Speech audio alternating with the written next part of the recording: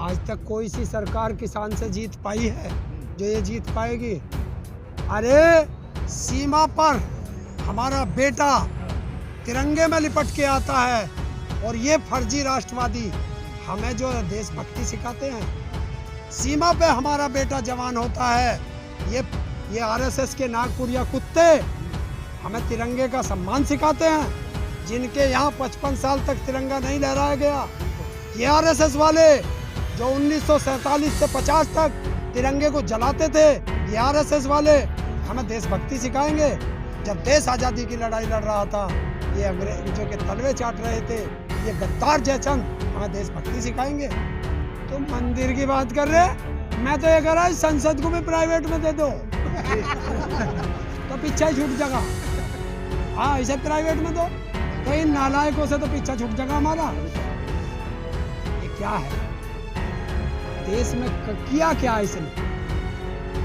जो पढ़े लिखे थे वो संतरी बने, जो पढ़े लिखे थे वो संतरी बने, अपराधी माफिया संसद में मंत्री बने, और जो शादी करके अपनी घरवाली छोड़ दे वो इस देश का प्रधानमंत्री बने। ये है इस देश की सच्चाई। वो इनका दामाद है, कैसे बोल जाएंगे उस पर? भाई वो तो इनका दामाद है। अरे डूब के मर जाओ ऐसा प्रधानमंत्री और गृह मंत्री।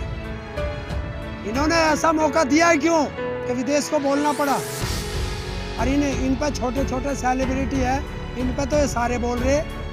इनका तो फुप्पा भी बोल गया, यूएन जो है उस पर क्यों ना कहते? यूएन को कह के दिखावे कि यूएन क्यों बोल रहा हमारे बारे में। इनकी नाक में दम कर देगा 1 मिनट में, उसे ना कहने के। तो ऐसा है, ये सरकार जब से बनी है तब से जो भी इनके खिलाफ बोलेगा वो देशद्रोही होगा, वो गद्दार होगा, और जो इनके फेवर में बोलेगा वो इनका फुप्पा होगा, इनका बहनोई होगा।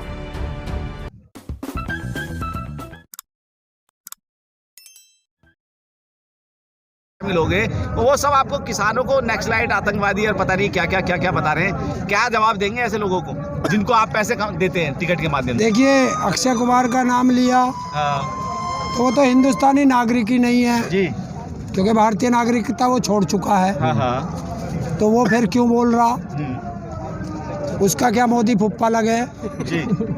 दूसरी चीज, नेता बिक गए, नेता बिक गए, सेलिब्रिटी बिक गए, बिक गया क्रिकेट का भगवान। बहुत अच्छे है।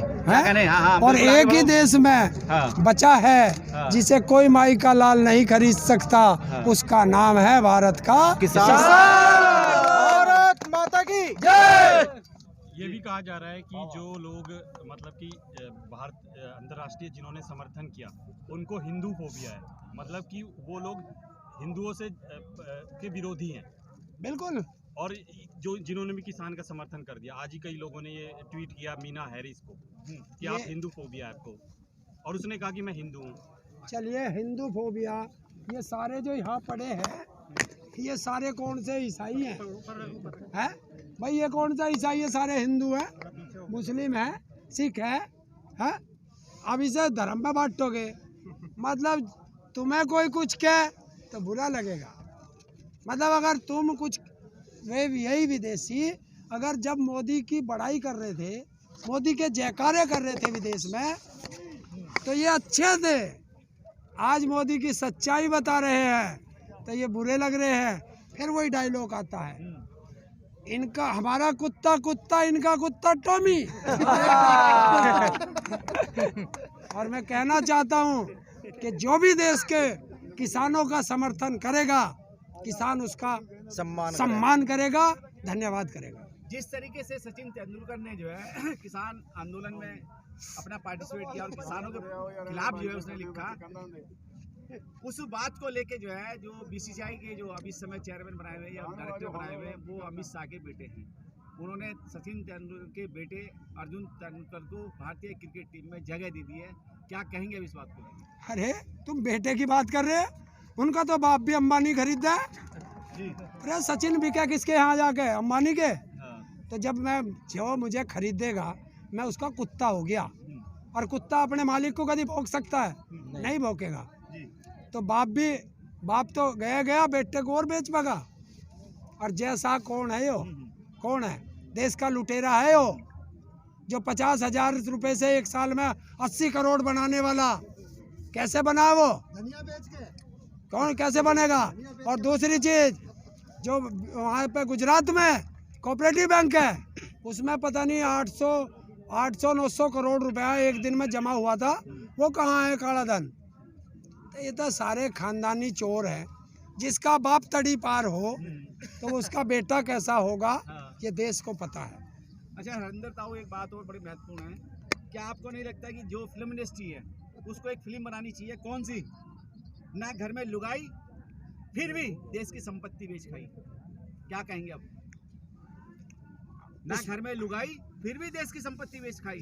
क्या फिल्म इंडस्ट्री वालों को भी इसके ऊपर एक फिल्म बनानी चाहिए? नहीं, अगर बना ले तो अच्छी बात है, मैं तो कह रहा हूँ। पर मैं तो एक ही चीज कहूँ मोदी को, हाँ, सौगंध मुझे इस मिट्टी की, हाँ। मैं देश नहीं बिकने दूंगा। सौगंध मुझे इस मिट्टी की, एक एक करके सारी को मैं खुद ही बेच के जाऊंगा। किसान एकता जिंदाबाद, किसान एकता जिंदाबाद। बड़ा महत्वपूर्ण सवाल है, हो सकता है आपकी आस्था को ठेस पहुंचे, मैं उससे कोई गुरेज नहीं रखता, लेकिन मैं सवाल करूंगा।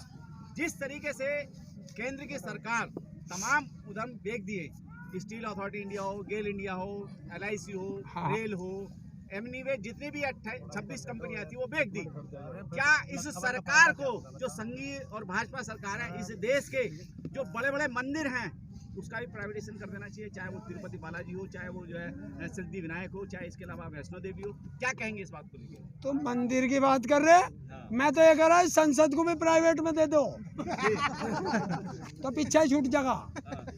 हाँ, इसे प्राइवेट में दो तो इन नालायकों से तो पीछा छूट जाएगा हमारा। ये क्या है देश में? किया क्या इसने? जो पढ़े लिखे थे वो संतरी बने, जो पढ़े लिखे थे वो संतरी बने, अपराधी माफिया संसद में मंत्री बने, और जो शादी करके अपनी घरवाली छोड़ दे वो इस देश का प्रधानमंत्री बने। ये है इस देश की सच्चाई। किसान एकता जिंदाबाद, किसान एकता जिंदाबाद। जिस तरीके से ये कहा जा रहा है कि अंतर्राष्ट्रीय साजिश है, और फिर सरकार बोल रही है कि हमारे मामले में विदेशी लोगों को नहीं बोलना चाहिए। एक व्यक्ति है जिसका वो ट्रोल भी हो रहे हैं, ये है तारिक फतेह, जो हमें आपने भी देखा होगा लगातार डिबेटों में आते रहे। वो उन पर क्यों नहीं सरकार, क्योंकि वो पूरी तरह से बीजेपी का पक्ष लेते हैं, सरकार का पक्ष लेते हैं, तो वो इंडिया TV हो, न्यूज़ 18 हो, अमीर हर जगह दिखते हैं। उन पर भी होना चाहिए कि आप भाई क्यों बोल रहे हो, आपको भी नहीं बोलना चाहिए? वो इनका दामाद है, कैसे बोल जाएंगे उस पर? भाई वो तो इनका दामाद है। अरे डूब के मर जाओ ऐसा प्रधानमंत्री और गृह मंत्री। इन्होंने ऐसा मौका दिया है क्यों कि विदेश को बोलना पड़ा? और इन पे छोटे छोटे सेलिब्रिटी है, इन पे तो ये सारे बोल रहे।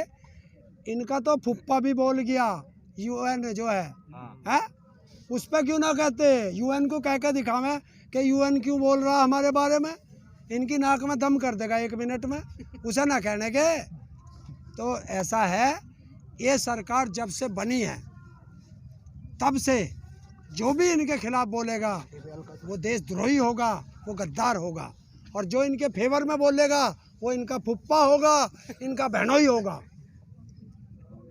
अच्छा, जिस सिख कौम की बात कर रहे हैं, जिस कौम ने भारत की आजादी सबसे ज्यादा फांसी खाई, फांसी के फंदे पे झूली, इसके अलावा उनके गुरुओं ने मुगलों के सामने जो है अपनी शहादत भी दे दी, उसी कौम की औलादे आज फौज में हैं और किसान भी हैं, तो क्या ये सरकार उस कौम से जीत पाएगी? आज तक कोई सी सरकार किसान से जीत पाई है जो ये जीत पाएगी? अरे सीमा पर हमारा बेटा तिरंगे में लिपट के आता है, और ये फर्जी राष्ट्रवादी हमें जो देशभक्ति सिखाते हैं।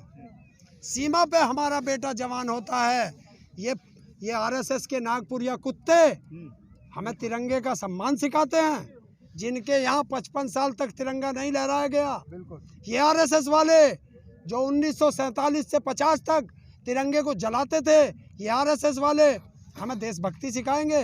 जब देश आज़ादी की लड़ाई लड़ रहा था, ये अंग्रेजों के तलवे चाट रहे थे, ये गद्दार जयचंद हमें देशभक्ति सिखाएंगे। और ये अब बात सिक्कों पे आई है। 1975 में जब इमरजेंसी लगी थी देश के अंदर, सारे नेता या तो जमीन में गड़ गए थे, जिसे अंडरग्राउंड कहते हैं, या जेलों के अंदर थे। यही मोदी जो 56 इंच का सीना बताता है, देश में कोई दर्जी नहीं है जिसने नापा हो। कोई बताए दर्जी?